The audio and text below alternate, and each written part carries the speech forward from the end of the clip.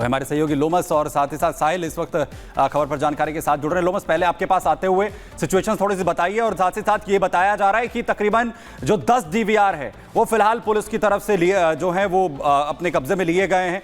क्या कुछ जो है वो जांच कह रही है अभी तक? लो इंटेंसिटी का जो धमाका बताया जा रहा है।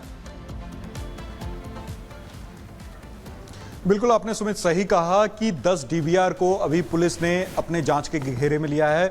और जानकारी दे दें कि ये जो धमाका हुआ था 11:30 से 31 मिनट के बीच में हुआ था, और उस धमाके वाली जगह पर एक व्यक्ति इसी चैंपियन गाड़ी में था और जो कि ड्राइवर था। उस धमाके के बाद वो व्यक्ति घायल हो जाता है। हालांकि जो उसकी मालकिन होती है उससे भी रिपब्लिक भारत के द्वारा बात की गई। आपको जानकारी दे दें, जब ये धमाका हुआ आसपास के लोगों को ये लगा कि कहीं सिलेंडर ब्लास्ट हुआ है। वो बाहर निकल कर देखते हैं तो उनको मालूम चलता है कि यहाँ पर उसी तरीके का धमाका हुआ है जिस तरीके का धमाका सीआरपीएफ स्कूल के पास हुआ था। हालांकि सीआरपीएफ स्कूल इस इलाके में ही मौजूद है, और यहाँ से अगर बात करें आज के धमाके वाली जगह से लगभग 700 मीटर पे है वो स्कूल जहाँ पे पहले धमाका हुआ, और उसी तरह का पाउडर आज के धमाके में भी मिला है। हालांकि अभी एनएसजी की टीम और एनआईए की टीम और तमाम जो दिल्ली पुलिस की इन्वेस्टिगेशन की टीम यहाँ पे पहुंची हुई है। यहाँ पर जांच करने का काम उनके द्वारा किया जा रहा है, और तमाम सैंपल यहाँ से इकट्ठा करने का काम लगभग 11:45 से जारी है। और एनएसजी की टीम यहाँ पर अहम जानकारी दे रहे, सीधे रुख करते सहयोगी साहिल का भी। साहिल, मौके से सफेद पाउडर भी मिला है, आखिर सफेद पाउडर कैसा है ये, और जो टीमें पहुंची हैं जांच करने के लिए वो सफेद पाउडर को लेकर क्या जानकारी दे रही हैं?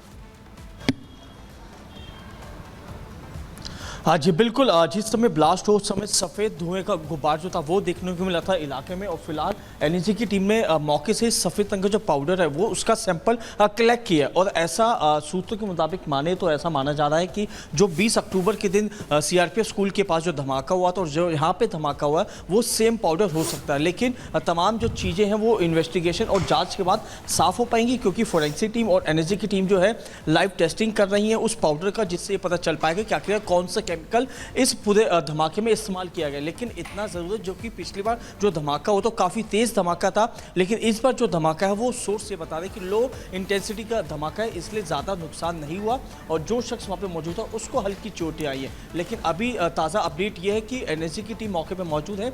तमाम जो एविडेंस मौके से कलेक्ट किए जा रहे हैं उनको वहीं पर ही स्पॉट पर अपने इक्विपमेंट्स के जरिए लाइव टेस्टिंग की जा रही है, जिससे और जो ज़्यादा चीज़ें हैं वो क्लियर हो सके कि आखिरकार कौन सा पाउडर कौन सी चीज़ें जो इस पूरे धमाके में इस्तेमाल की गई है। आप स्पॉट पे देख सकते हैं कि एनएसजी की जो टीम है वो यहाँ पर मौजूद है। एनएसजी की टीम में प्रॉपर एक सूट पहना हुआ है और प्रोटेक्शन यही बिल्कुल तमाम जो जांच टीमें हैं वो ग्राउंड पर हैं और जांच इसकी जो है लगातार यहां पर की जा रही है। तार जोड़ने की कोशिश यहां पर की जा रही है। साहिल, आपके पास लौटेंगे। वहीं देश की राजधानी दिल्ली आज एक बार फिर से दहल उठी जब रोहिणी के प्रशांत विहार इलाके में एक जोरदार धमाका हुआ।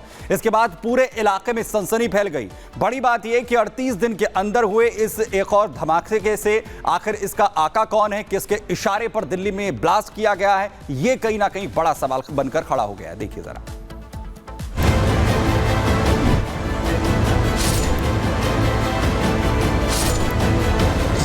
दिल्ली में धमाका, साजिश या हादसा? राजधानी में ब्लास्ट, कौन सूत्रधार?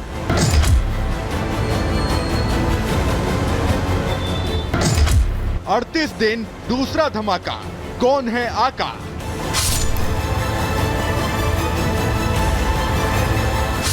आसमान में उठता सफेद धुआं, मौके पर भारी पुलिस फोर्स, सीआरपीएफ का पहरा सख्त, एम्बुलेंस और फोरेंसिक की टीम।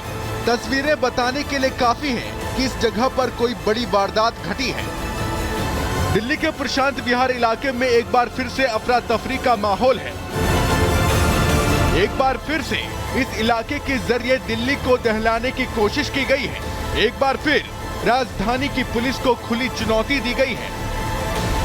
पिछले 38 दिन में ये दूसरी बार है जब दिल्ली के प्रशांत विहार इलाके में धमाके की गूंज सुनाई दी है। ब्लास्ट की आवाज से पूरा इलाका दहल उठा।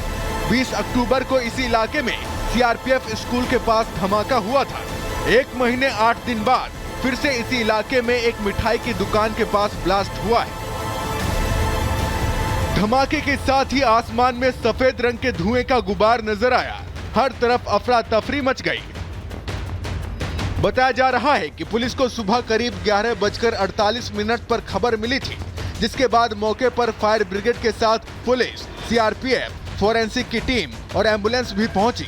हादसे में एक शख्स घायल हुआ है, जिसके बाद पूरे इलाके की नाकेबंदी कर दी गई है। बहुत ही तेज ब्लास्ट था, बहुत जबरदस्त, थोड़ा भी नहीं, बहुत जबरदस्त। हमारी तो पूरी बिल्डिंग हिल गई है वाली। आपके घर के सामने ही हुआ है? यही घर है, घर के सामने ही हुआ है। बिल्कुल ही ऐसा लग रहा था जैसे मतलब छत गिर गई, इतना तेज ब्लास्ट हुआ।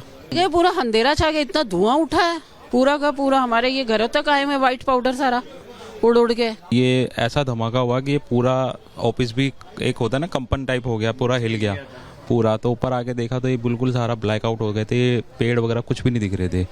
सो इवन मेरे सर ने ही कॉल करी 100 नंबर पर। यहाँ पे आप देख सकते हैं कि जो धमाका हुआ और धमाके के बाद जो चैंपियन में ड्राइवर बैठा था वो काफ़ी ही घायल हो गया और घायल होने के बाद उसे अस्पताल में भर्ती करवाया गया। और यहाँ पर जो चश्मदीद हैं वो एक एक करके बता रहे हैं कि धमाके की तीव्रता कितनी ज़्यादा थी और जो धमाका हुआ उसके धमाका होने के बाद जो वाइट पाउडर उछल करके आया वो उसी तरीके का वाइट पाउडर है जो कि सीआरपीएफ स्कूल के बाहर जो धमाका हुआ और उसी की सैंपलिंग यहाँ पे की जा रही है। और फिलहाल पुलिस इस मामले की जांच कर रही है। आखिर बार बार दिल्ली को दहलाने की कोशिश कौन कर रहा है और इन धमाकों से सफेद रंग के पाउडर का क्या कनेक्शन है और कौन इसका आका है।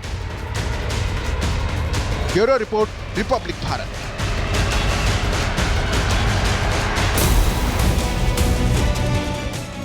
एक बागेश्वर बाबा से देश नहीं बचेगा, अब सबको बागेश्वर बाबा बनना पड़ेगा।